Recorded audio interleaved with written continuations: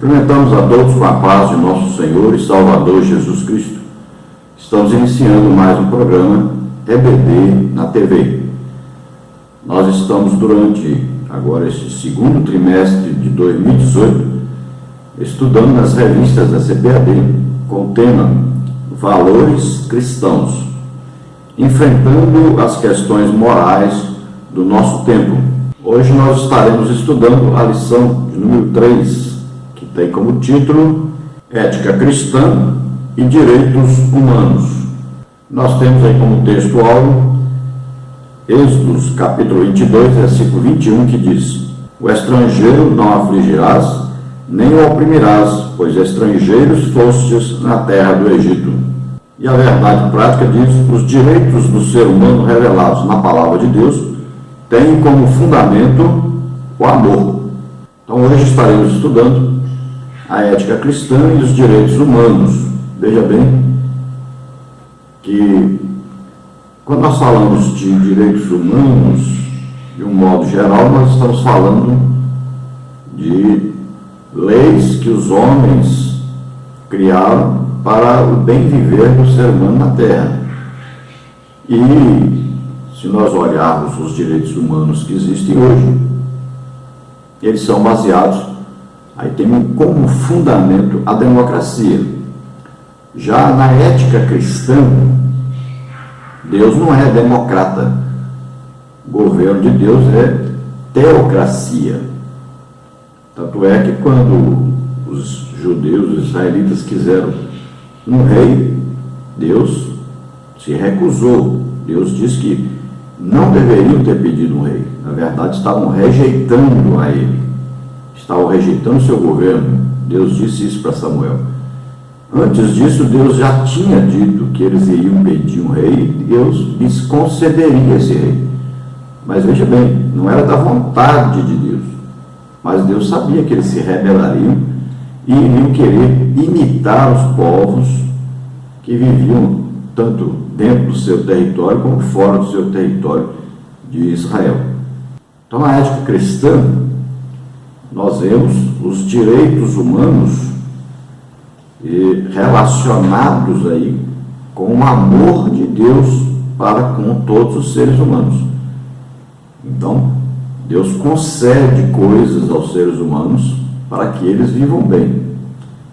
Nós explicamos já que a Bíblia é como se fosse aí um manual, né?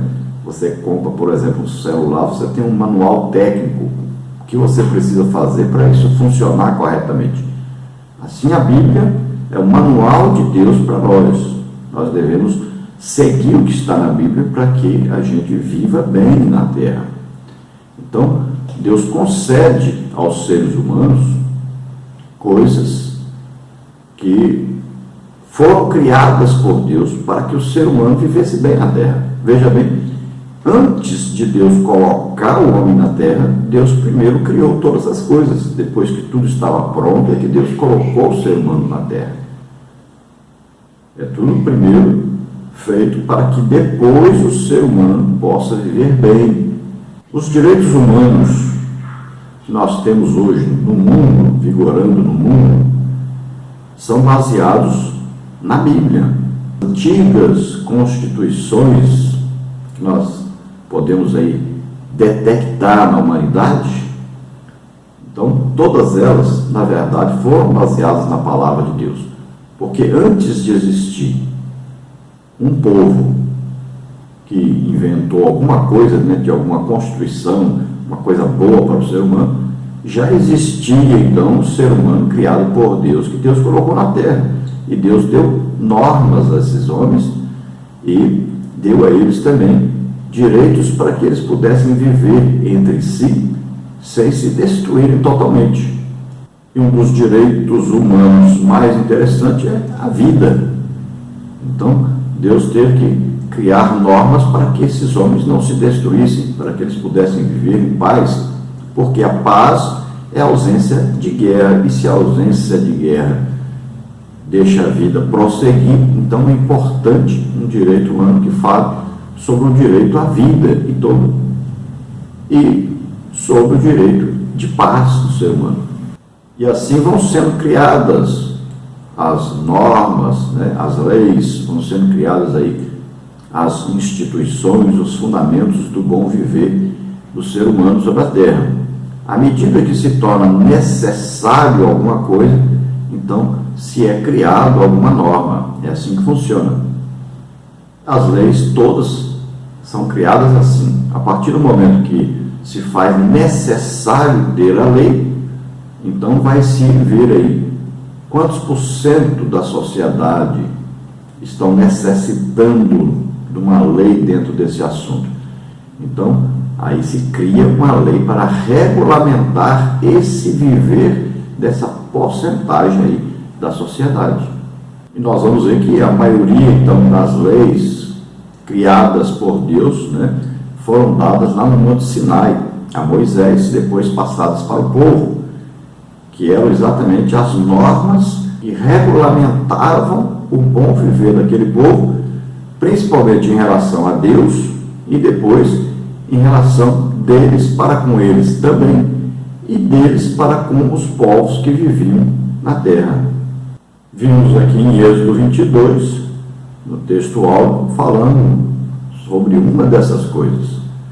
Então, assim como o povo de Israel foi escravo, viveu escravizado no Egito, viveu longe da sua terra, então agora quem fosse estrangeiro no meio deles também, e eles deveriam se lembrar então do tempo que foram escravos e tratar bem essas pessoas que eram de outros países, eram estrangeiros. E assim Deus vai regulamentando. Por exemplo, você vai plantar, então na hora de colher os cantos lá da sua roça, você deixe ali para os órfãos, as viúvas, os estrangeiros, para que eles possam se alimentar, porque você um dia passou fome no deserto sem comida, e você sabe o que é sofrer por causa de comida. Então você não vai deixar alguém passar por isso. Então você vai ajudar essa pessoa a ter com que se alimentar. Então veja bem que Deus não estimula discriminação, pelo contrário, Deus ele promove a inclusão social, o bem tratar entre tanto pessoas dentro da sua própria casa, como na sua própria igreja, como no seu trabalho, no seu colégio, como na sociedade como um todo, também dentro da sua cidade, do seu estado, do seu país e também entre as nações. Então nós vamos ver que Deus também é contra a exploração dos trabalhadores. Nós vamos ver aí Deus criando normas para isso, né? Inclusive, por exemplo, entre os judeus, o ano do jubileu, quando ele ficava livre, não era mais escravo, nem ele, nem sua família, ficavam libertos da escravidão e voltavam a possuir a terra que antes eles tinham alugado para alguém mais rico que eles. Então são normas, e nós vamos ver, muito importantes. Um judeu não poderia escravizar o seu irmão, e tinha normas também para os seus escravos. Os seus escravos tinham tempo para ser escravos e depois eram colocados em liberdade, e se quisessem viver com seus patrões, também poderiam viver. Então são normas que Deus vai criando, e importantes para nós entendermos por que as leis hoje existem, de onde vieram esses direitos humanos. Então Deus estimula a ajuda aos necessitados, aos pobres, aos órfãos, às viúvas, aos estrangeiros. Também Deus proíbe o fazer acepção de pessoas. Não podemos julgar as pessoas só de olhar para as pessoas, ao julgar somente vendo a aparência da pessoa. Então, Deus condena isso. Não podemos fazer um pré-julgamento a respeito das pessoas. Toda pessoa, para ser condenada, ela precisa primeiro ser julgada, e isso está na palavra de Deus. E até um assassinato que a pessoa cometia, Deus criou as cidades de refúgio, e primeiro a pessoa então seria julgada e visto se realmente aquilo que ela cometeu foi assim um ato de descuido ou se foi uma coisa premeditada. Então ele tinha direito a fugir e entrar numa cidade dessa, e haveria um julgamento justo. E na palavra de Deus nós vamos ver existe um direito de cada cidadão, e esse direito vai até onde começa o direito do seu próximo. Então nós devemos viver na sociedade de maneira que a gente não passe por cima do direito daquele que está próximo de nós. A leitura bíblica em classe está em Isaías 58, de 6 a 12, que diz assim: porventura, não é este o jejum que escolhi, que soltes as ligaduras da impiedade, que desfaças as ataduras do jugo, e que deixes livre os quebrantados, e que despedaces todo o jugo? Porventura, não é também que repartas o teu pão com o faminto, e recolhas em casa os pobres desterrados, e vendo nu o cubras, e não te escondas daquele que é da tua carne? Então romperá a tua luz como a alva, e a tua cura apressadamente brotará, e a tua justiça irá adiante da tua face, e a glória do Senhor será a tua retaguarda. Então clamarás, e o Senhor te responderá. Gritarás, e ele dirá: eis-me aqui. Acontecerá isso se tirares do meio de ti o jugo, o estender do dedo e o falar vaidade. E se abrires a tua alma ao faminto e fartares a alma aflita, então a tua luz nascerá nas trevas, e a tua escuridão será como o meio-dia. E o Senhor te guiará continuamente, e fartará a tua alma em lugares secos, e fortificará os teus ossos, e serás como jardim regado, e como um manancial cujas águas nunca faltam. E os que de ti procederem edificarão os lugares antigamente assolados, e levantarás os fundamentos de geração em geração, e chamar-te-ão reparador das rupturas, e restaurador de veredas para morar. Glória a Deus. Então veja que Deus orienta a todos nós que não é só o deixar de comer que vai fazer com que Deus se agrade de nós. É preciso que nós façamos alguma coisa para ajudar as pessoas. Então, se nós vamos jejuar, na verdade nós não estamos fazendo nada para Deus. O jejum, na verdade, é para o nosso próprio benefício.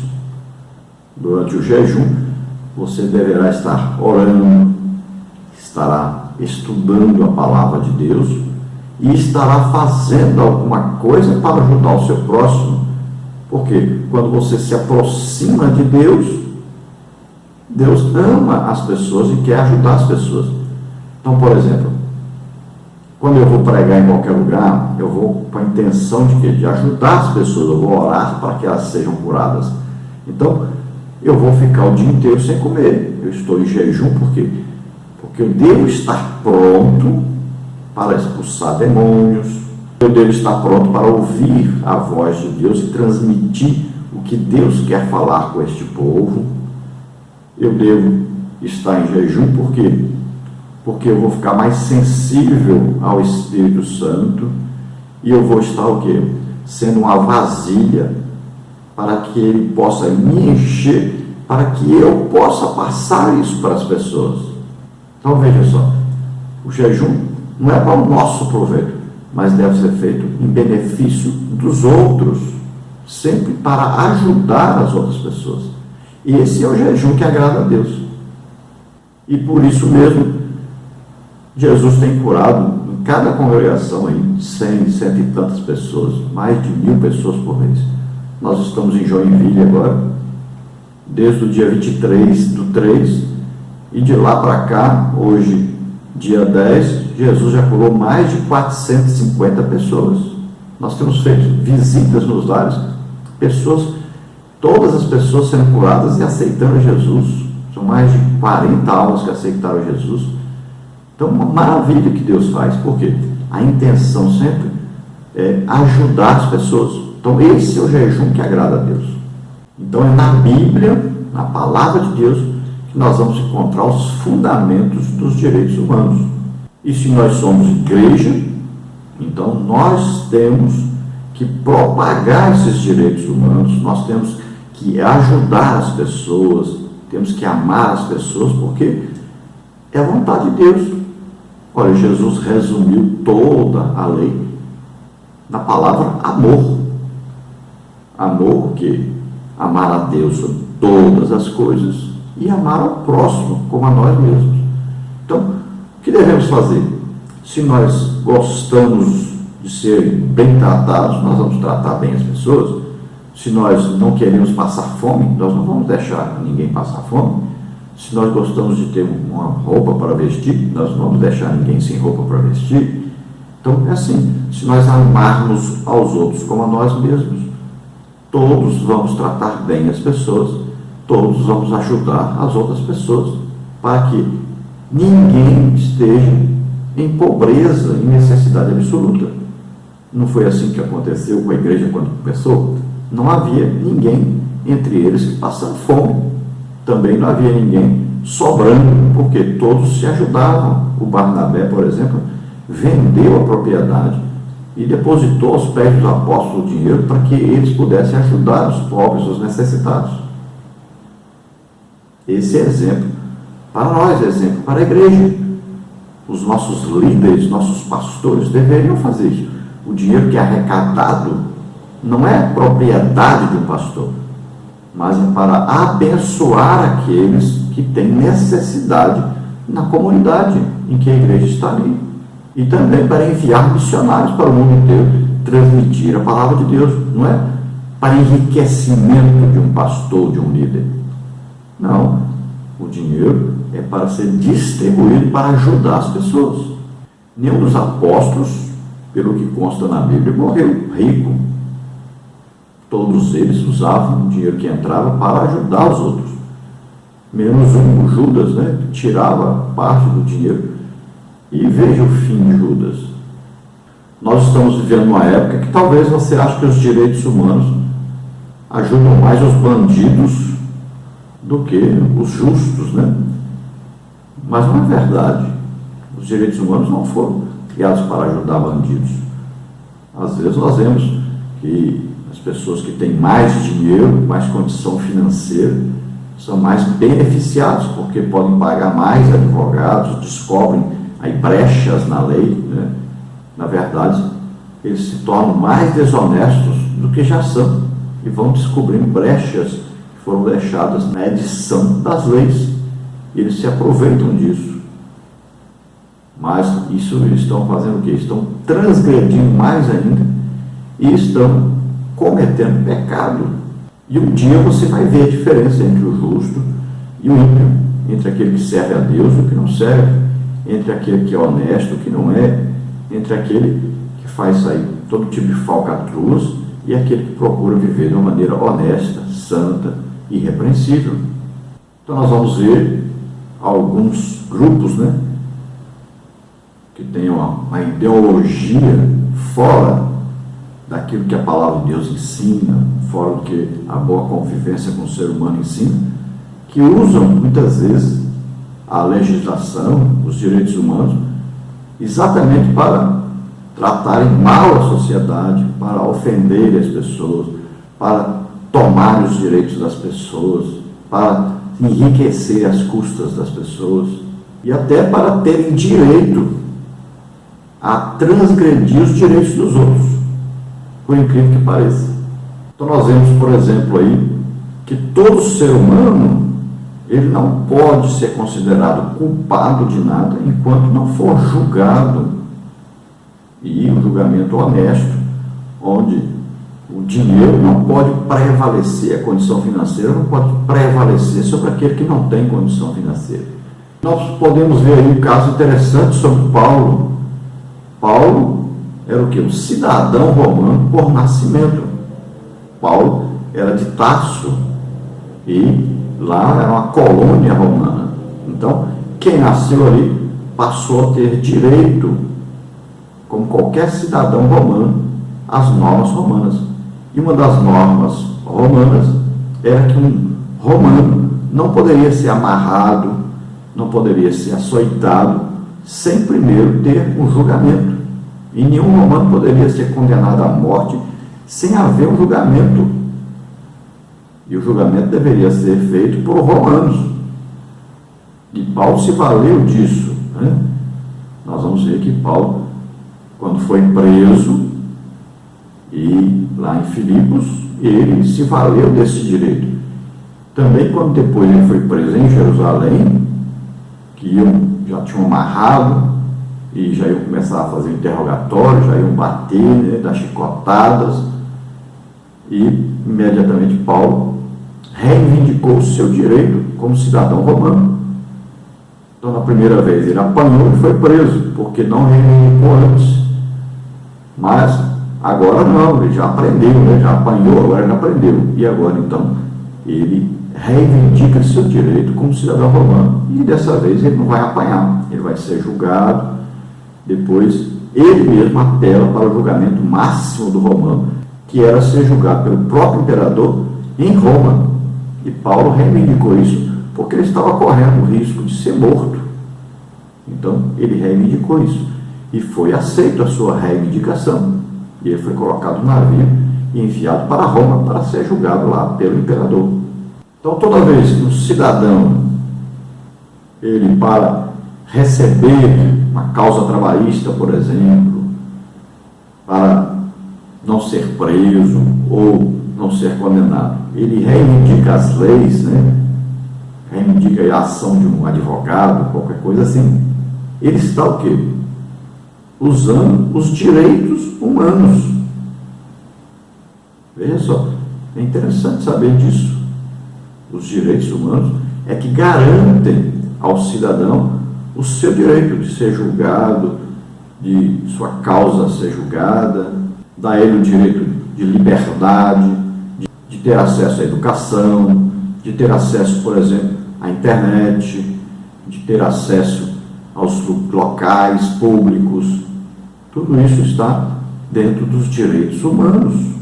Ele tem direito a não ser colocado numa situação vexatória. E são vários, assim, direitos que o ser humano tem. O ser humano pode ser discriminado porque ele tem uma determinada cor, ou porque ele tem uma determinada situação financeira, ou porque ele tem um defeito físico, ou porque ele é idoso, ou porque é uma criança. E são criadas também normas especiais. Por exemplo, a criança precisa de normas especiais que vão regulamentar o seu viver, porque ele não pode ele mesmo produzir leis, nem ele mesmo se julgar. Então ele precisa de proteção extra. Então, por exemplo, um idoso também precisa de proteção extra. Então, dentro dos direitos humanos, vão existir coisas especiais para pessoas especiais. Por exemplo, uma pessoa que tem um defeito físico, ela vai ser mais protegida do que a outra, vai ser beneficiada mais do que a outra, porque ela não tem como ser como os outros. Então, existem aí dentro dos direitos humanos as normas, as leis, para que possam proteger, para que possam ajudar determinadas classes de pessoas mais do que as outras, porque elas precisam mais do que as outras. Então, por isso que existe, por exemplo, o ECA, Estatuto da Criança e do Adolescente. Então, por isso que existe aí um estatuto para o idoso, né? Regulamenta, então, a vida do idoso, da sociedade. Então, essas normas aí vão sendo criadas em benefício da humanidade. Então, nessa lição, nós vamos ver as seguintes partes e os seguintes tópicos. A primeira parte, a origem dos direitos humanos. Tópico 1, definição de direito. Tópico 2, declaração dos direitos do homem e do cidadão. Tópico 3, declaração universal dos direitos humanos. E tópico 4, direitos humanos no Brasil. Na parte 2, nós vamos ver a Bíblia e os direitos humanos. Tópico 1, direitos humanos no Pentateuco. Tópico 2, direitos humanos nos Evangelhos. E tópico 3, direitos humanos em Paulo. Na parte 3, nós vamos ver aí a Igreja e os direitos humanos. Tópico 1, a Igreja e o trabalho escravo. Tópico 2, a Igreja e os prisioneiros.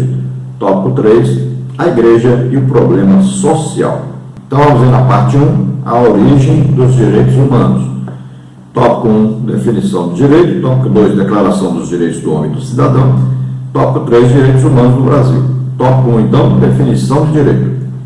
A raiz da palavra direito tem origem no latim rectus, que significa aquilo que é reto, correto, justo. Na perspectiva da ética, o que é direito torna-se modelo do que é bom e correto. Assim, a ética ou a moral, comum a todas as culturas, pode se expressar em termos de direitos do indivíduo. Esses direitos refletem a dignidade do ser humano, como, por exemplo, a proteção à vida, a liberdade individual e a igualdade. Estes são pressupostos fundamentais acerca da dignidade humana. Então, aquilo que é correto, é justo, né? É direito das pessoas. Então, isso aí vem trazendo ao ser humano uma facilidade para a sua sobrevivência, vem trazendo uma garantia de que ele possa aí ter uma proteção quanto à sua vida, quanto à sua família, quanto às suas posses, né? E nós vamos ver que tudo isso é baseado, quando falamos de direitos humanos aprovados pelo ser humano, sempre tem a ver com a democracia, porque em países, por exemplo, comunistas, a pessoa não tem direito a ter uma propriedade. É diferente. Se nós olharmos aí para ditaduras militares, então já os direitos humanos não são respeitados. Por isso, a base, o fundamento dos direitos humanos é a democracia. A liberdade, por exemplo, do uso da internet em países comunistas não existe. Então, tudo é controlado pelo governo, né? Então, veja bem que não tem como nós falarmos de direitos humanos sem falarmos de democracia, porque não existe aí os direitos humanos dentro de um sistema que não dá liberdade aos seres humanos, que não dá aí o devido respeito pelos seres humanos e não julga iguais os seres humanos. Então, tudo aquilo que é bom, que é correto e que vai ter benefício para o ser humano, dentro da ética, então, é considerado aí um direito humano. Agora, em toda cultura, em qualquer cultura, existem aí normas que vão regulamentar esse viver humano. E a maioria das normas são boas para o conviver do ser humano, para o viver do ser humano. Tópico 2, Declaração dos Direitos do Homem e do Cidadão. Promulgada pela primeira vez em 26 de agosto de 1789, em Paris, na França, essa declaração foi resultado da Revolução Francesa, que, inspirada pelo Iluminismo, elaborou 17 artigos proclamando a liberdade e a igualdade entre os indivíduos. Esses direitos passaram a ser considerados universais, ou seja, válidos para todos os homens em qualquer época ou lugar. Então, falando de direitos humanos oficiais, então a primeira vez que se fala sobre isso em 1789, na França, na época do Iluminismo. Então foram criadas algumas normas e essas normas foram adotadas por outros países. Então foram aí 17 artigos criados visando então a proteção à vida, né? Proteção à liberdade, proteção ao ser humano, dando direito a ele a uma educação, a uma religião, e assim coisas básicas foram criadas. No tópico 3, nós vamos ver a Declaração Universal dos Direitos Humanos. Foi adotado em 10 de dezembro de 1948, após a Segunda Guerra Mundial, pela Organização das Nações Unidas, a ONU. A declaração contém 30 artigos, reconhece os direitos fundamentais e universais do ser humano, como um ideal comum a ser atingido por todos os povos e nações, sem distinção de raça, sexo, língua ou religião. Então, agora, em 10 de dezembro de 1948, existe agora uma organização mundial, chamada, então, ONU, e a ONU divulga agora, então, um documento com aquilo que ela julgava ideal para que os seres humanos tivessem direitos, pelo menos os direitos principais. Então, foram adotados e foram transmitidos às nações. E foi dito que todas as nações deveriam julgar aquilo ali como necessário para o bom viver do ser humano sobre a Terra. Todos deveriam adotar isso. E todo país que quisesse fazer parte da Organização das Nações Unidas deveria então seguir esse estatuto, essas normas, esses direitos humanos em seus países. Então, dentro daquilo que foi criado, foi falado sobre aí que os seres humanos não poderiam ser desrespeitados por causa de raça, né, de uma língua, ou de uma religião, ou por causa do sexo.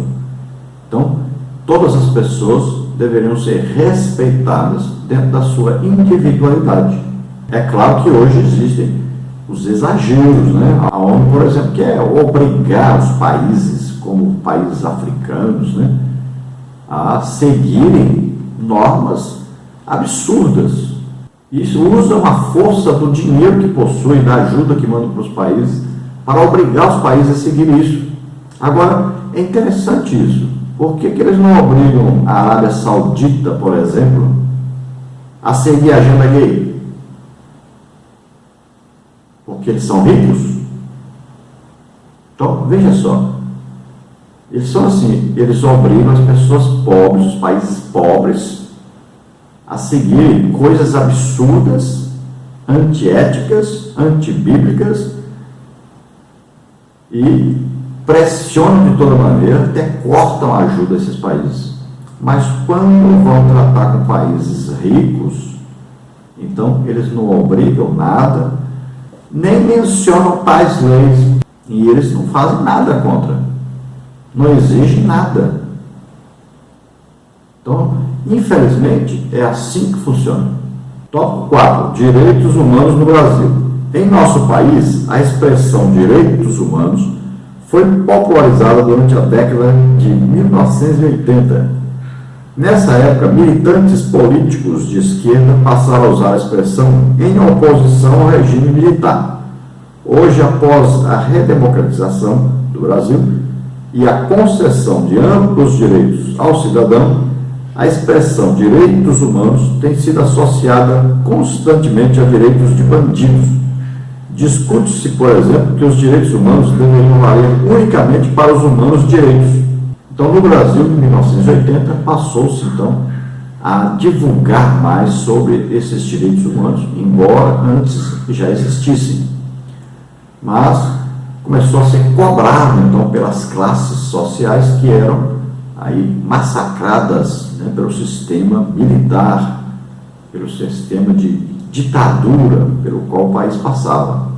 Então, os direitos humanos no Brasil foram vistos como uma coisa da esquerda, e muitas vezes foi vista por pessoas, então, imorais, por bandidos, na verdade, pessoas que queriam direitos de viver nas drogas, pessoas que queriam ter direito aí ao aborto, pessoas que queriam ter o direito de falar o que quisessem, de irem para os canais de TV e falarem de quem quiser, do jeito que quiserem.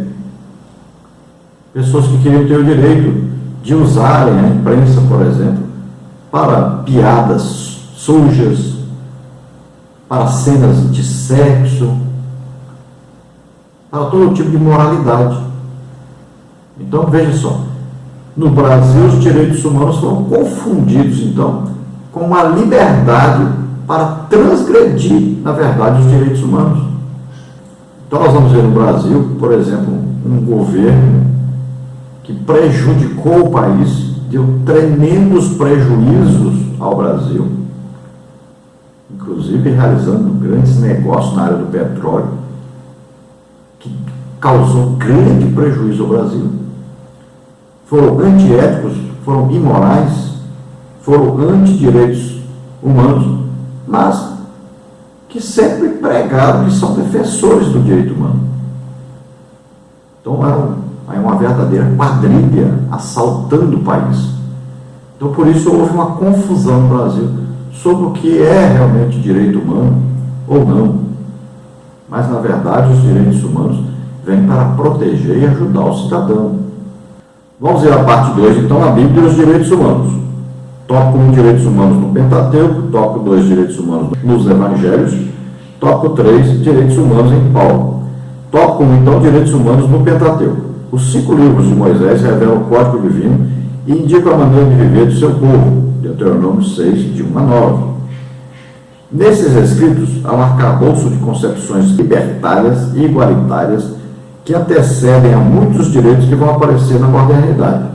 No contexto do Pentateuco, Deus requer do povo de Israel que o estrangeiro não seja maltratado, como está em Êxodo 22, 21, que a viúva e o órfão sejam protegidos, como está em Êxodo 22, 22, e que o pobre não seja explorado, como está em Êxodo 22, 25 a 26.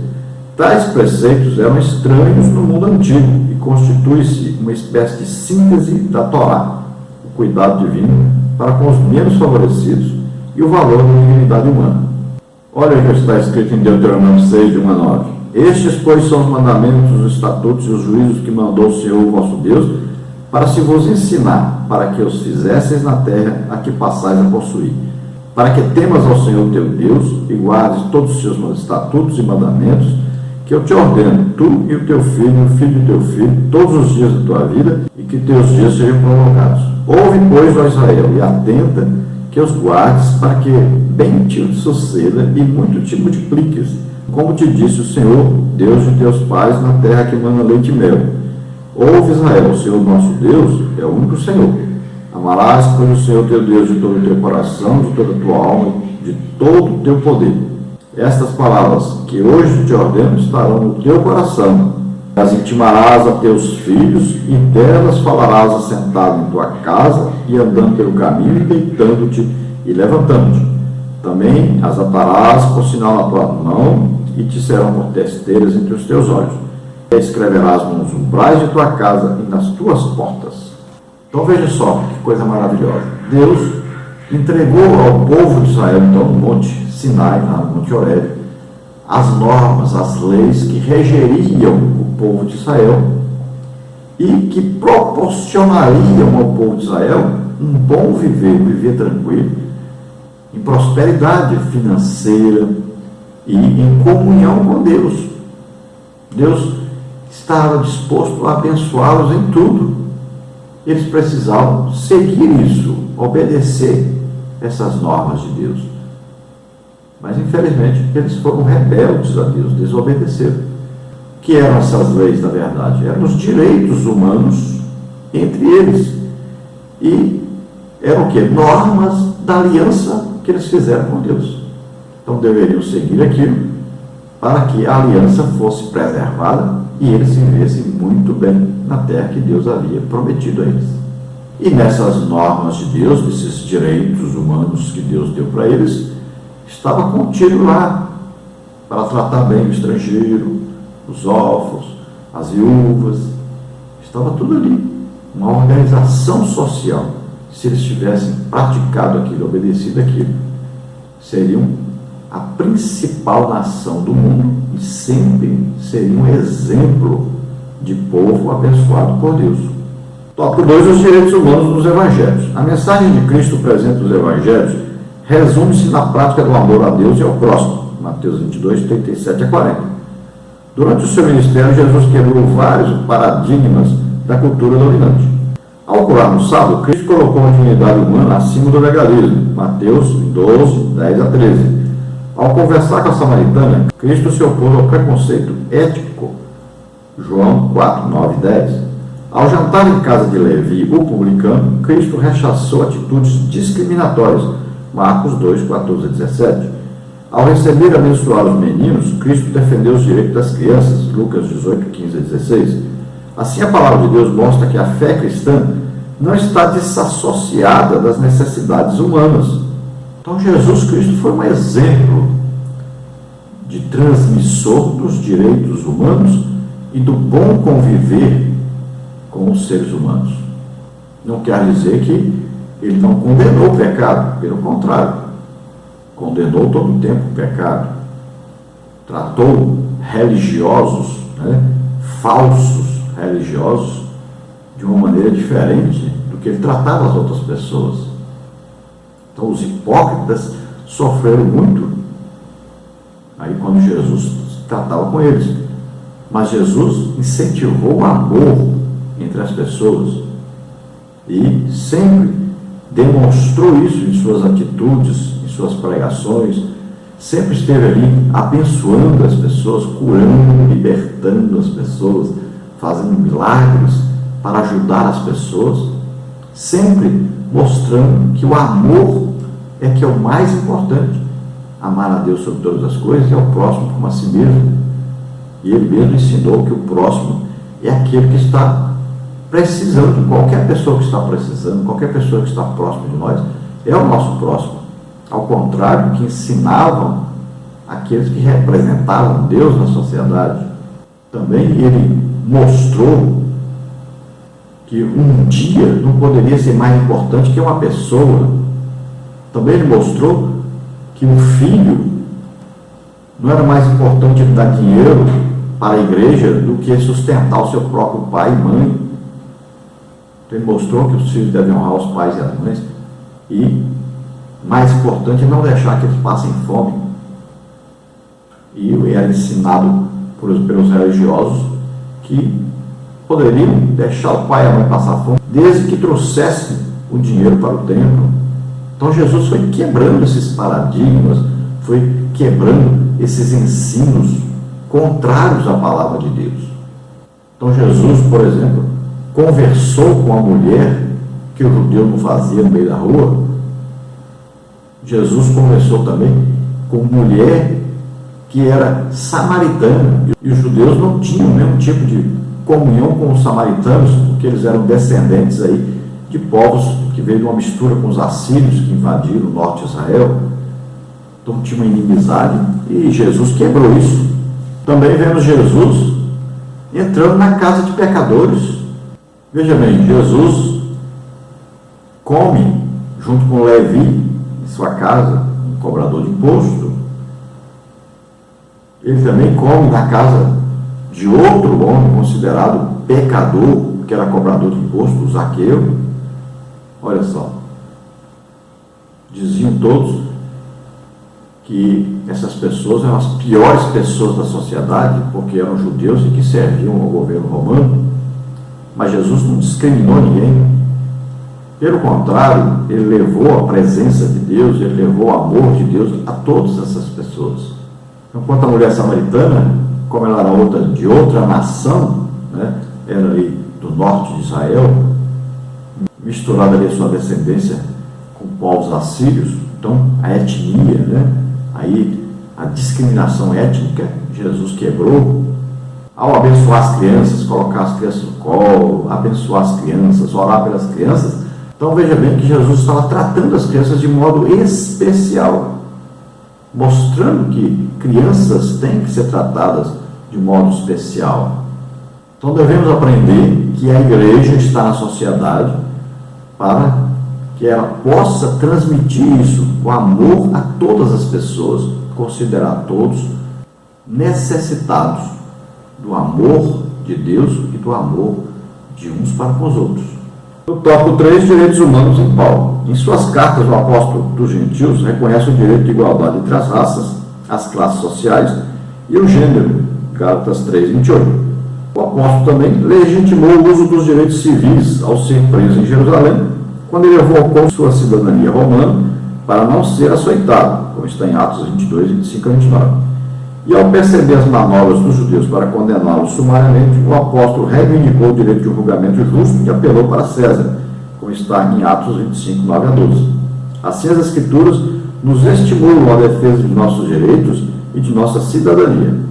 Veja aí o que está escrito em Gálatas 3:28. Nisto não há judeu nem grego, não há servo nem livre, não há macho nem fêmea, porque todos vós sois um em Cristo Jesus. Então veja que Paulo ensina que não há discriminação para Deus, todos são iguais. Deus encerrou todos debaixo do pecado para usar de misericórdia para com todos.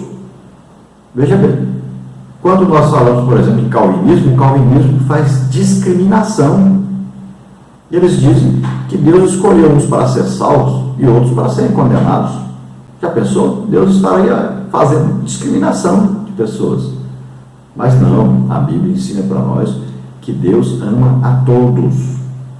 Deus enviou seu Filho ao mundo para dar a vida por todos, para que todos possam ser salvos.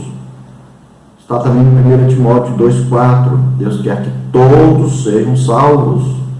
Então a Bíblia ensina exatamente o contrário do que o calvinismo prega. Veja só. Então devemos olhar para a palavra de Deus e ver que Deus ama a todos e quer ver todos salvos. Jesus morreu por todos, sem discriminação, como faz o calvinismo. E com Paulo nós aprendemos também sobre defender os direitos que nós temos, exigir os direitos. Então Paulo exigiu o seu direito de cidadão romano e exigiu um julgamento justo, por isso foi mandado para Roma para ser julgado pelo próprio imperador. E isso nos ensina que o crente tem o direito de reivindicar os seus direitos. Tem muita gente ensinando por aí para o crente: não, crente, você saiu aí da sua empresa, você não pode entrar na justiça contra o seu patrão. Pelo contrário, a Bíblia ensina exatamente o contrário. Você tem direitos, sim. Então você deve buscar os seus direitos. Se você foi explorado, você deu lucro, e se você foi muitas vezes até roubado pelo seu patrão, você tem direito, entre na justiça e receba os seus direitos. Lá o que o juiz determinar, então você tem direito. Para isso existem as leis trabalhistas em nosso país. Mesmo que um governo corrupto, uma quadrilha, tenha tirado muitos direitos dos trabalhadores, mesmo assim nós ainda temos muitos direitos trabalhistas. Parte 3, então, a igreja e os direitos humanos. Tópico 1, a igreja e o trabalho escravo. Tópico 2, a igreja e os prisioneiros. Tópico 3, a igreja e o problema social. Vamos ver então, tópico 1, a igreja e o trabalho escravo. O trabalho é essencial para o sustento da vida. Desde a criação, o trabalho está presente na história da raça humana. Em Gênesis 2,15, por exemplo. Sustentar a si mesmo e a família por meio do trabalho é uma dádiva divina e dignifica o ser humano. Eclesiastes 3,13, Efésios 4,28. No entanto, quando a carga horária é exaustiva, os salários são baixos e as condições de trabalho são degradantes, a dignidade humana é violada e o trabalho se torna em escravidão. A Igreja de Cristo não pode ficar insensível diante do trabalho escravo. Há uma condenação direta e objetiva da palavra de Deus, segundo Tiago, que condena a exploração e a injustiça praticada contra os trabalhadores. Veja Tiago 5, 4 e 6. Olha Tiago 5, 4 e 6 o que diz: eis que o salário dos trabalhadores que ceifaram as vossas terras e que por vós foi diminuído, clama, e os clamores dos que ceifaram entraram nos ouvidos do Senhor dos Exércitos. Deliciosamente vivestes sobre a terra e vos deleitastes e cevastes o vosso coração, como num dia de matança. Condenastes e matastes o justo, ele não vos resistiu. Então veja que a Bíblia ensina sobre tudo isso. E é um direito daquele que trabalha receber pelo seu trabalho. Então veja só. Em Romanos 6, 23 diz que o salário do pecado é a morte. Olha só, quem peca também recebe um salário. Merece receber. Então, o trabalhador, ele trabalha, então ele merece receber o salário. Agora, os direitos humanos dizem que existe o quê? Uma carga horária, ou seja, um horário que você trabalha. Se você trabalhar além disso, você deve receber uma comissão extra por isso. É um valor a mais, porque você está trabalhando além do que foi combinado, do que existe na legislação. Então você tem direito a receber. E se você não recebeu, você tem direito a entrar na justiça e receber isso. Também aqueles que trabalham e não recebem nem um salário mínimo, também está fora da legislação, está fora dos direitos humanos, e também essa pessoa deve reivindicar seus direitos. Ninguém pode trabalhar sem receber pelo menos um salário mínimo. Então veja que as revendedoras aí das famosas fábricas, né, de perfumes no Brasil, muitas mulheres estão sendo prejudicadas porque não recebem nem um salário mínimo por mês.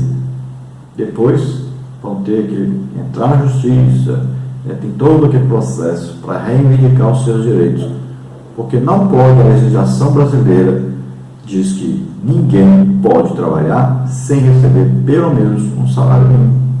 No Brasil, por exemplo, existem pessoas trabalhando, que são pessoas de outros países, e que estão trabalhando a troco praticamente só da comida. Isso é trabalho escravo, isso é explorar o estrangeiro, é negar o direito humano ao estrangeiro. Agora, é evidente que existem as injustiças sociais.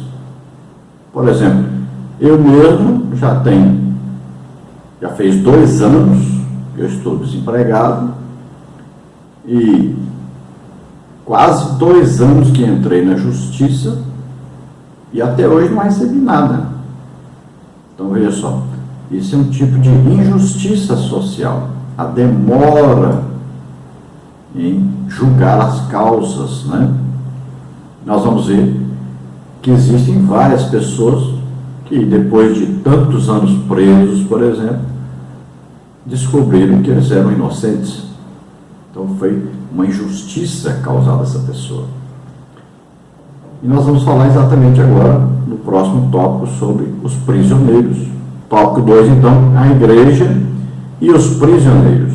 Em 2014, o Conselho Nacional de Justiça divulgou que a nossa população carcerária era de 563.526 presos e que estavam encarcerados 206.307 prisioneiros, além da capacidade de vagas.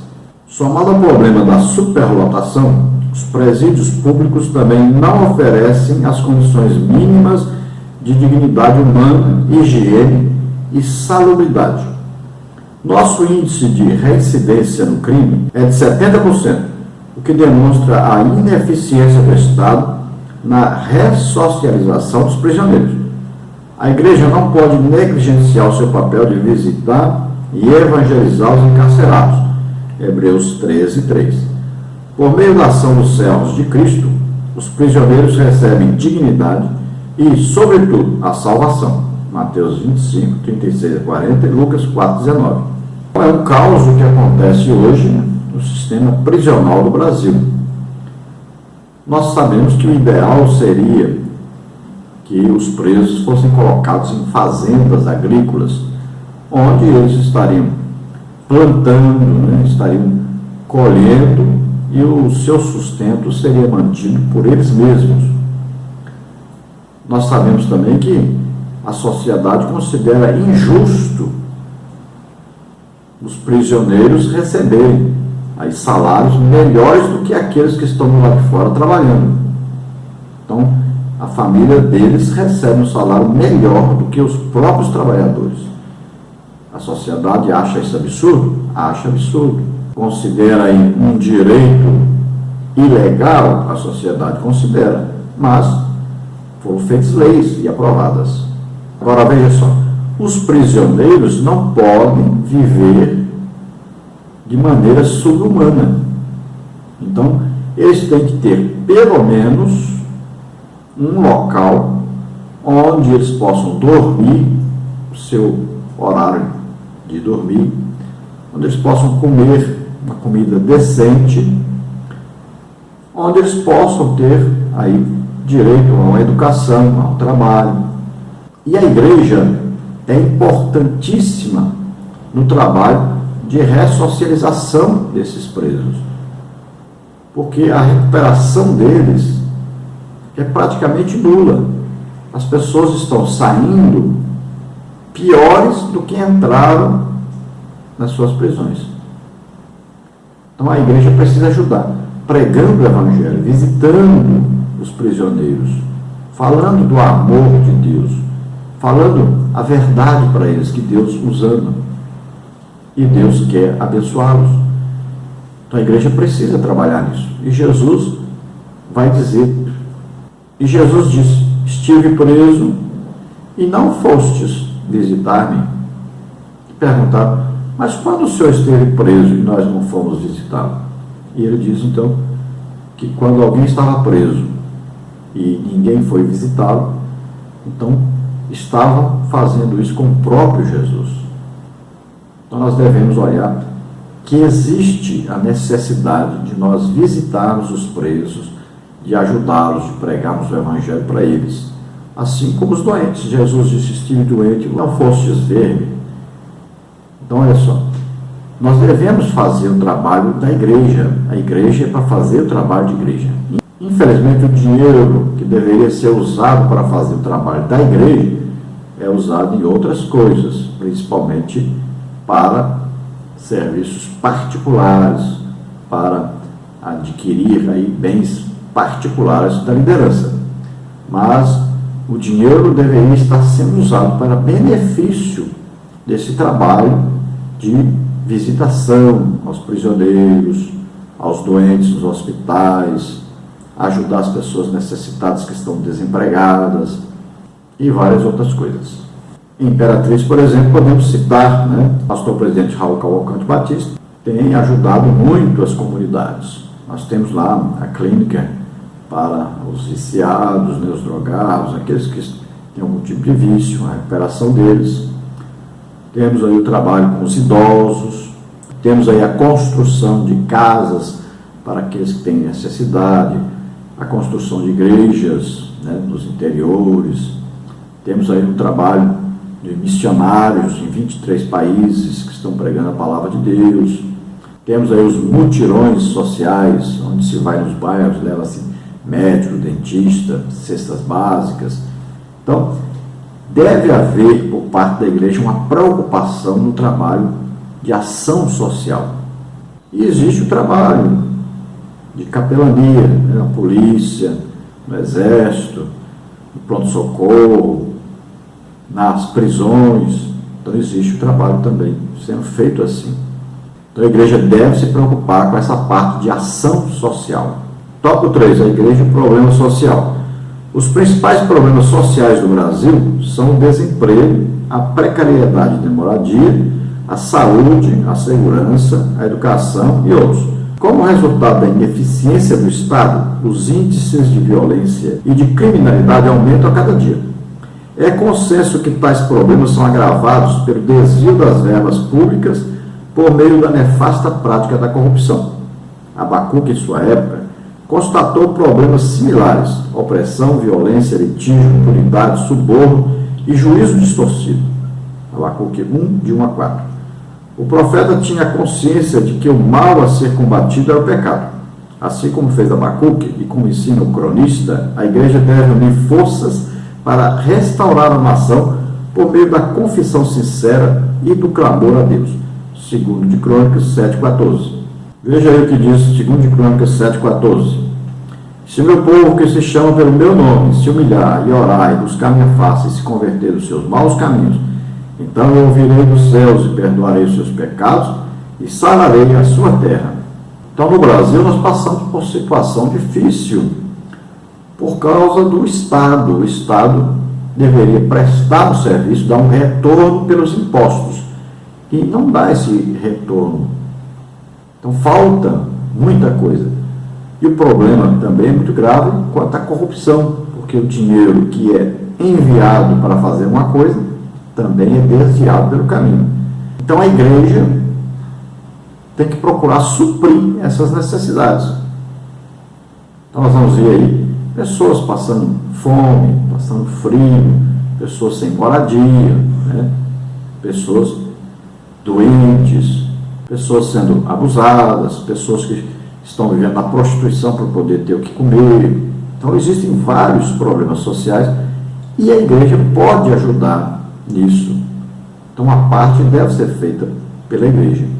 Infelizmente são pouquíssimas as igrejas que ajudam, mas existe a ajuda da igreja. Então nós podemos aí incentivar isso. Na nossa igreja nós podemos falar com os irmãos. Alguns irmãos ganham mais, têm uma condição financeira melhor, os empresários. Nós podemos ajudar. Então, ao ministrarmos a nossa aula de escola bíblica dominical, podemos falar com esses irmãos, podemos incentivar esses irmãos a ajudar essas pessoas. E nós, como professores de Bíblia, devemos colocar isso em prática. Nós também devemos ajudar essas pessoas. E devemos visitar os doentes, né? Os prisioneiros, as viúvas, os órfãos. Devemos, é nossa obrigação, visitar, orar por essas pessoas, abençoar essas pessoas. E não só os crentes, mas todas as pessoas que precisam ser ajudadas. Eu estive, por exemplo, ontem, dia 9, na casa de uma família, onde os 3 membros da família estavam doentes. Nós fomos lá, oramos, Jesus curou todos os 3, e todos os 3 aceitaram Jesus como Senhor e Salvador. Imagine agora essa casa, a mudança que vai haver nessa casa.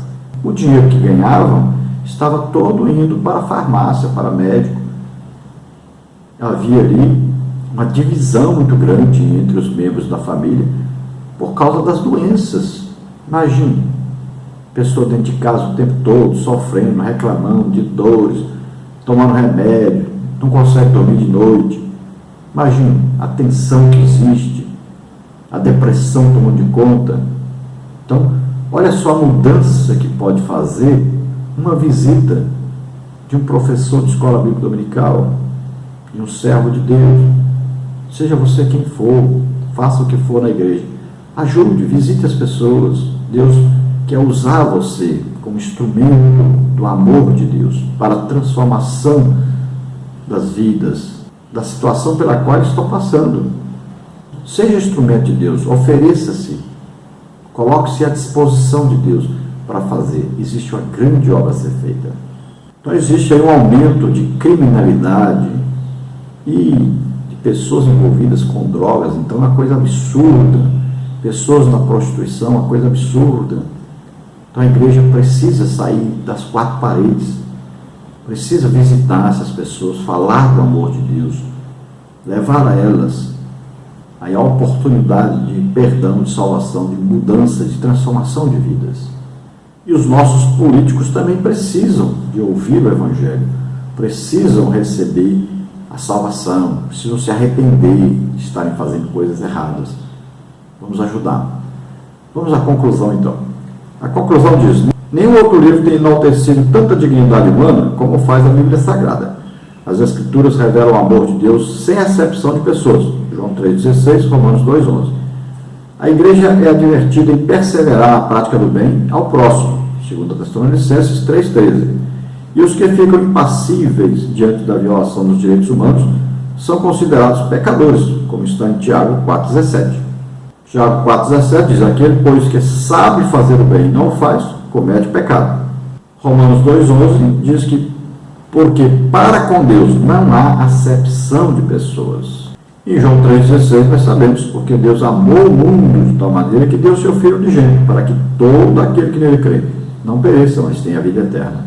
Então Deus não faz acepção de pessoas. Todos são iguais. Deus encerrou todos debaixo do pecado para usar de misericórdia para com todos. Veja bem, por um homem entrou o pecado no mundo, e o pecado então trouxe a morte a todos. Mas também por um homem veio a graça de Deus sobre todos, para que todos fossem salvos. Então olha só, por Jesus Cristo, o desejo de Deus é que todos sejam salvos. Então não há acepção de pessoas. Deus não faz isso. Então todos devem ouvir a palavra de Deus, todos devem ter aí leis justas, todos devem ter direitos humanos que regulamentam o seu viver diário. Devemos estimular isso, devemos ser instrumentos de Deus para que essas leis, essas normas, esses direitos humanos sejam propagados e sejam mantidos e obedecidos pela sociedade. Vamos orar agora. Você que está nos ouvindo, você pode orar junto. Se você deseja entregar sua vida para Jesus, é a hora de fazê-lo. Nós vamos orar. E se você deseja ser instrumento de Deus para essa grande obra, para abençoar as pessoas, ore junto, Deus vai usar você. Vamos orar juntos. Pai querido, em nome de Jesus, abençoa, Senhor, essas vidas. Usa-os poderosamente na tua obra, Senhor. Salva agora. Ora, graça é Cristo, manifesta encontra a força mais tem. Manifesta neles, Senhor, o teu amor, a tua misericórdia. escreve seus nomes no livro da vida, ajuda-os a prosseguir e que eles possam, Senhor, amar a Ti em primeiro lugar e amar as pessoas como a si mesmos, possam abençoar a sociedade que vive. Pai querido, em nome de Jesus, usa aqueles que se colocam à disposição agora para ser instrumentos do Teu amor. Em nome de Jesus te agradecemos. Amém. Glória a Deus. Aleluia. Olha, nós estamos aqui em Joinville, Santa Catarina, onde Deus está fazendo tremendos milagres. Já muita gente curada, depressão, caroços, né? Osso que apareceu do braço de uma pessoa que não tinha um osso, e várias coisas. Deus tem feito maravilhas. Então, mais de 450 pessoas já foram curadas. Nós estamos aqui em Joinville desde o dia 23/3, vamos embora agora, dia 23/4, e estamos visitando as igrejas, as congregações. Deus tem feito grandes coisas. 41 almas já aceitaram Jesus como Senhor e Salvador. Está realmente uma maravilha, libertações. Então, se você deseja que nós estejamos aí com você, nos convide, nós estaremos aí na sua igreja, na sua cidade. Se você é um líder de área ou pastor presidente, quer que a gente passe também aí um mês inteiro, nós podemos passar. Eu estou aqui com minha esposa e estamos aqui num apartamento, o irmão Alberto, né, da empresa Maná, reservou para nós esse lugar aqui e está nos mantendo, nos dando alimentação e o local de moradia. E as igrejas estão nos ajudando, com muito pouquinho, mas estamos ajudando. Então, você quer fazer o mesmo trabalho, pode nos convidar, nós estaremos aí também com você na sua cidade, na sua igreja, visitando as congregações. Vamos agora passar para você a agenda, onde nós estaremos nos próximos dias, para que você não marque conosco as mesmas datas. Você vê aí nosso telefone e WhatsApp, 99991520454, e você vê também nosso endereço eletrônico, o e-mail henriquelias@hotmail.com, ou você pode botar henriquelias@gmail.com. Vamos então à nossa agenda. Então aqui em Joinville nós temos, dia 14/4, nós temos lá no pastor Eliseu Santa Sé, congregação Bom Retiro, Avenida Tenente Antônio João 1038. 15/4 nós estamos com o pastor Marcelo Silva e evangelista Adilson, lá do Ministério Santa Catarina, na rua Moamilo 430, na Escola Bíblica Dominical. No mesmo dia 15/4 nós estaremos com o pastor Jair Cândido, que é um culto de família, na rua Presidente Vargas, lá em Pirabeiraba, à noite. Dia 7/4 nós estaremos com o pastor Ed Marcos, no culto da Vitória, no Jardim Iririú, na rua Telêmaco Borba, 518. Dia 19/4 estaremos com o pastor Presidente Sérgio, na sede, no culto de Vitória. Dia 21/4 nós estaremos com o pastor Joaí, do Círculo de Oração, congregação Shalom, rua Albano Schmidt, 4016. Dia 22/4 estaremos com o pastor Walter, congregação Refúgio Eterno, na rua Lídia Rodrigues Teixeira, 142, bairro Aventureiro. Dia 27, 28 e 29/4, já teremos então ido embora de Joinville, estaremos em Itapevi, São Paulo, na Igreja Evangélica Assembleia de Deus, Ministério Perus, pastor presidente Alexandre de Oliveira, lá na regional de Itapevi. Dia 9/6, estaremos em Araguaína, Tocantins, numa festa de ciclo de oração. Dia 29 e 30/9 estaremos em São José dos Campos, São Paulo, palestra de EBD, sábado e domingo, também no culto para ganharmos almas, lá no Ministério Belém, pastor Sandro, que é o vice-dirigente lá. Dias 3 e 4 do mês 11 estaremos em Barueri, em São Paulo, na Igreja Evangélica Assembleia de Deus, festa de ciclo de oração, irmã Rosimeire, lá no Jardim Paulista. Dias 16, 17 e 18 do mês 11 estaremos nas Ilhas Martas Vineyard, nos Estados Unidos, uma festa dos jovens. Dia 24 e 25 do 11 estaremos em Japeri, no Rio de Janeiro, no curso de capacitação para professores, no sábado à noite, domingo pela manhã, manhã avivada, dons, batismos e curas, e à noite o culto de missões para ganharmos almas. Então essa aí é a nossa agenda, que já está marcada, e você pode entrar então e marcar outra data que nós estaremos aí com você. Temos pouquíssima coisa marcada, inclusive o mês de maio está todo livre ainda.